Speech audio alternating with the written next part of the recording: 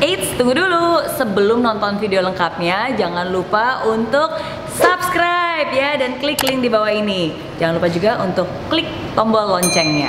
Oke? Terima kasih. Selamat menonton.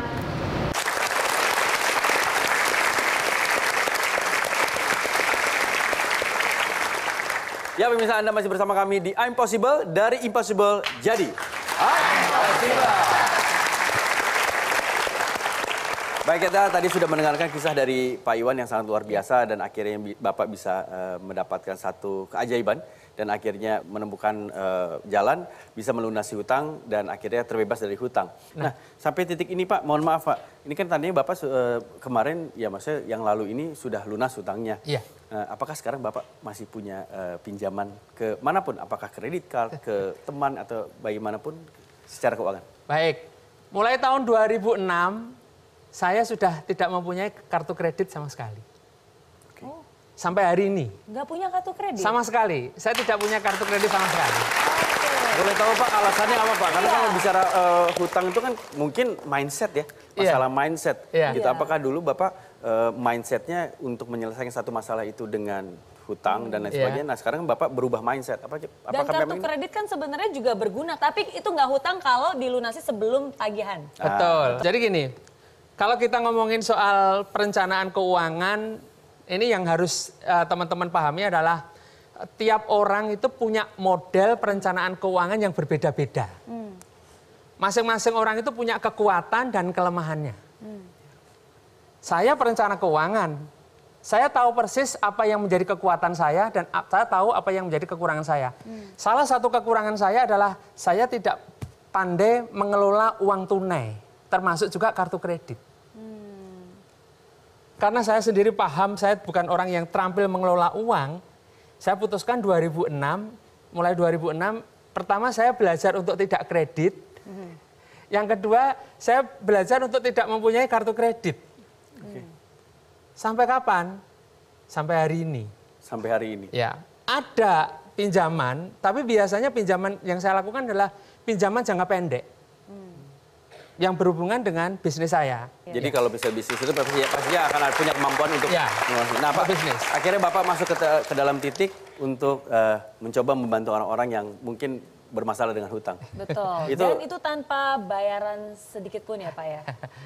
Jadi mulai tahun 2008 saya mempunyai tekad, saya mau berbagi mengenai ilmu melunasi hutang. Jadi saya putuskan saya menjadi konsultan hutang. Saya sadar benar konsultan hutang ini adalah satu profesi yang tidak ada uangnya.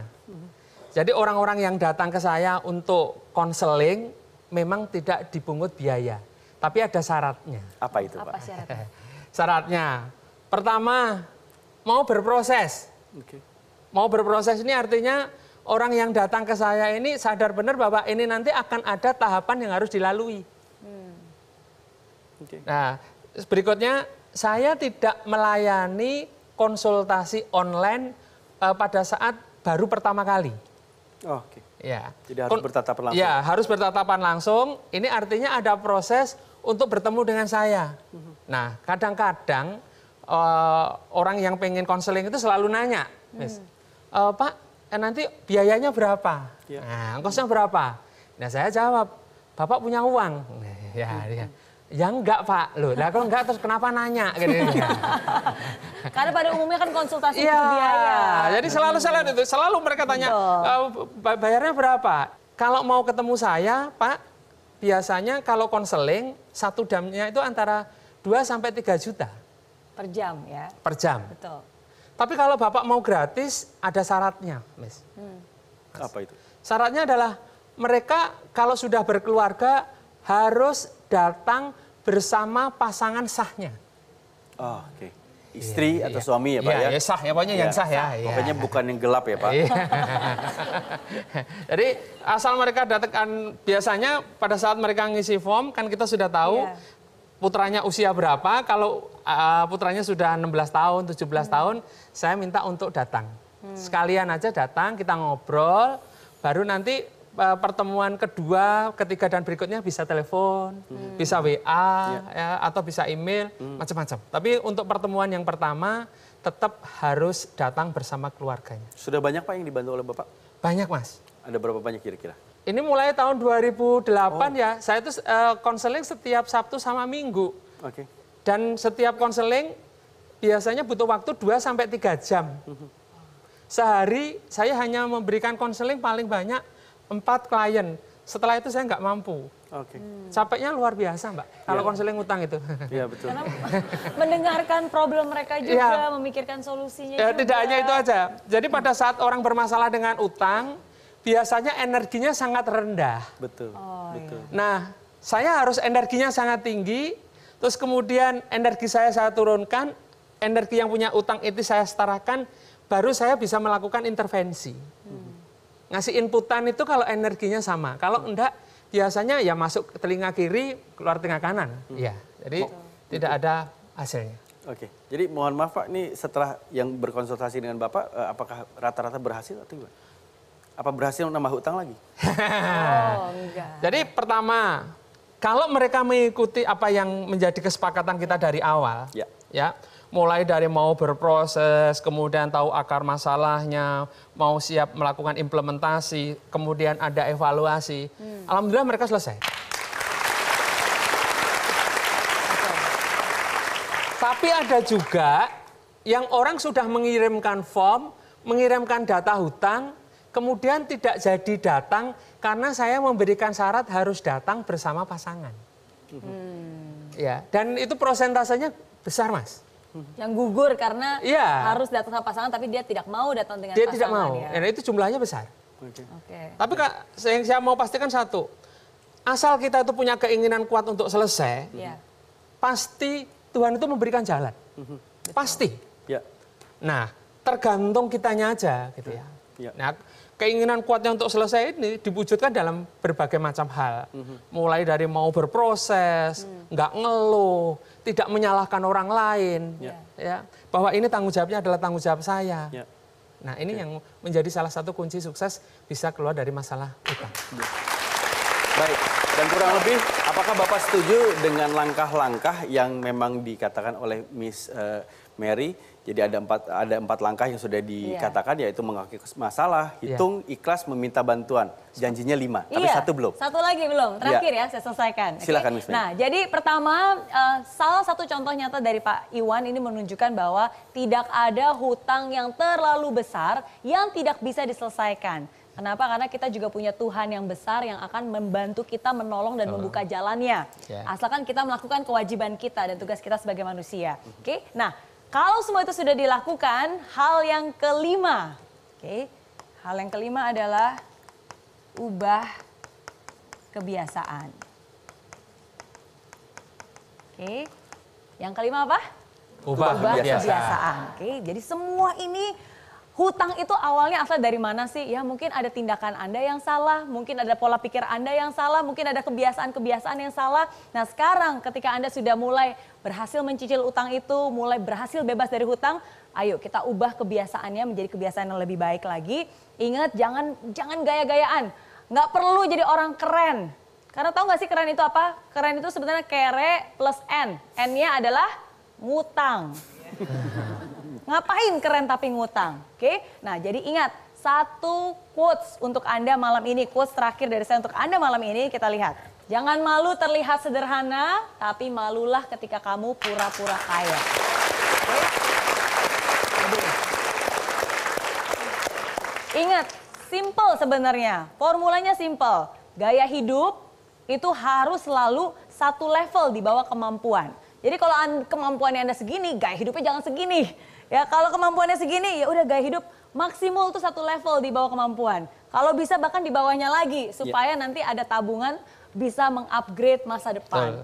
Jadi itu semoga bisa berguna dan bisa diimplementasikan untuk Anda semua. Baik, terima kasih banyak Miss Mary. Dan untuk mengakhiri pertemuan ini, apa yang kira-kira bisa diberikan kepada hadirin dan juga pemirsa yang ada di rumah sebagai tips kepada orang-orang yang mungkin ingin berhutang, jadi supaya dia tidak terlibat dalam masalah hutang ini? Baik, pertama perencanaan keuangan menjadi salah satu kuncinya. Jadi kalau kita mau ngutang, perencanaan keuangan. Artinya kita juga akan ngukur sebenarnya kemampuan kita dalam membayar.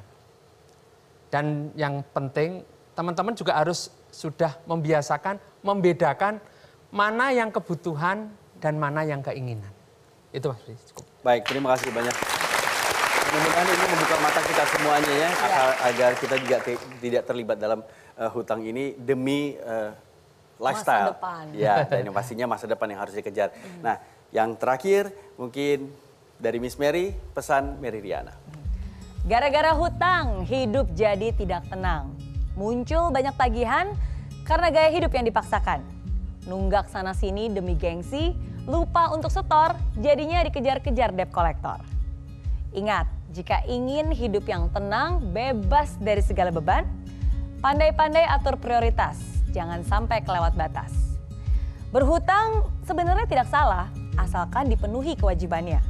Mau berhutang tanpa sanksi, berarti harus bisa melunasi. Pikirkan mulai dari hari ini, bukan lihat bagaimana nanti. Sadar bahwa ada yang salah yang harus dibenahi, niatkan diri, pelan-pelan hutang itu pasti bisa Anda lunasi. Oke?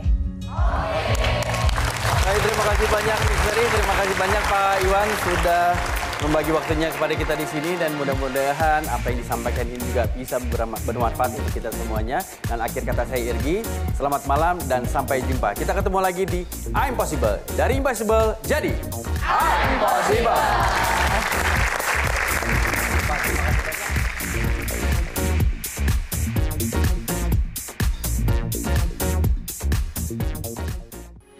Metro TV, knowledge to elevate. Hai friends, terima kasih ya kamu sudah menonton I'm Possible episode kali ini. Nah, untuk kamu yang ingin nonton langsung I'm Possible di Studio Metro TV Jakarta langsung bersama saya, bisa langsung kunjungi link di bawah ini ya. Nanti kamu bisa daftar dan kamu akan masuk ke dalam grup WhatsApp. Di sana akan ada langkah-langkahnya. Dan pendaftaran gratis.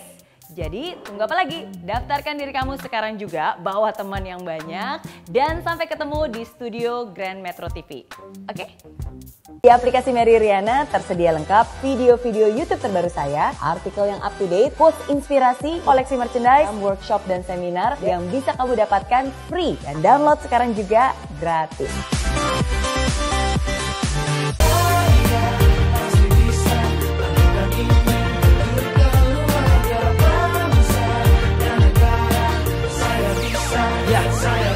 Laksana bumi tanpa hujan, hidup tanpa tujuan, kering dan mati tanpa hijaunya tumbuhan. Demikian kalau mimpi tak kunjung terjadi.